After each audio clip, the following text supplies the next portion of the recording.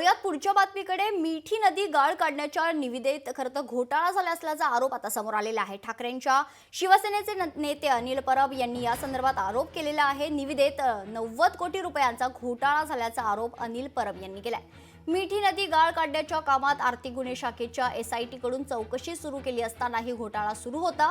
तर माझ्या पत्रावर BMC कडून कोणताही प्रतिसाद मिळाला नसल्याचा आरोप देखील परब यांनी केलेला आहे. तर येत्या अधिवेशनात BMC अधिकाऱ्यांविरुद्ध हक्कभंग दाखल करणार असल्याची माहिती अनिल परब यांनी दिली. विशिष्ट कंपनीला फायदा करण्यासाठी आणि इतरांना प्रतिबंधित करण्यासाठी निविदेत फेरफार खरं तर झाल्याचा आरोप जो आहे तो अनिल परब यांनी केलेला आहे.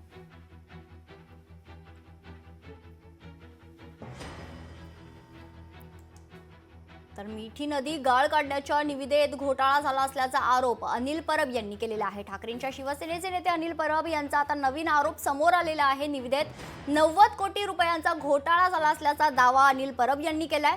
मिठी नदी गाळ काढण्याच्या कामात आर्थिक गुन्हे शाखेच्या SIT कडून चौकशी सुरू केली असतानाही घोटाळा सुरू होता असा दावा अनिल परब यांनी केलाय. तर माझ्या पत्रावर BMC कडून कोणताही प्रतिसाद मिळालेला नाही असं देखील अनिल परब म्हणालेत.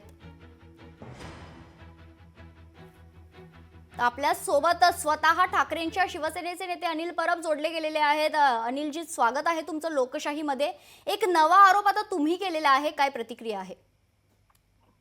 मिठी नदीच्या ह्या कामाच्या बाबतीत, गाळ काढण्याच्या बाबतीमध्ये प्रचंड मोठा घोटाळा नेहमीच होतोय. याच्या पूर्वी देखील ज्या कंपनीने टेंडर भरलं होतं, मेनदीप कॉन्ट्रॅक्टर नावाचं, यांनी खोटी कागदपत्र देऊन ते टेंडर मिळवलं होतं.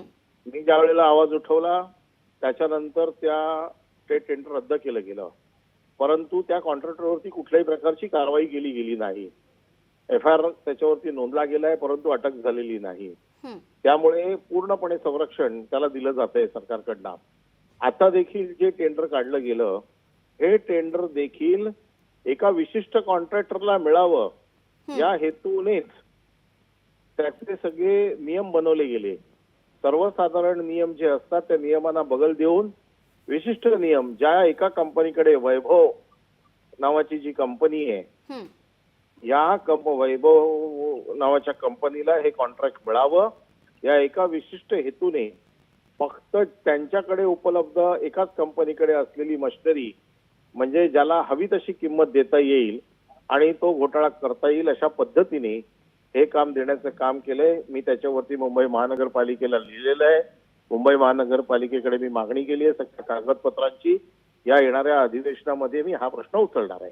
निश्चित तुम्ही खरं तर BMC अधिकाऱ्यांविरुद्ध हक्कभंग देखील दाखल करणार आहेत असं तुमचं म्हणणं आहे. त्याबद्दल मी ऑलरेडी हक्कभंग मागच्या वेळेला देखील दाखल केला होता.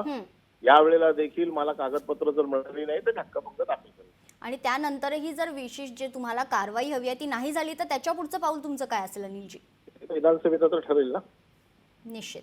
धन्यवाद अनिल परब, तुम्ही दिलेल्या सविस्तर प्रतिक्रियेसाठी. लोकशाही मराठी ऐका, पहा, जागरूक रहा.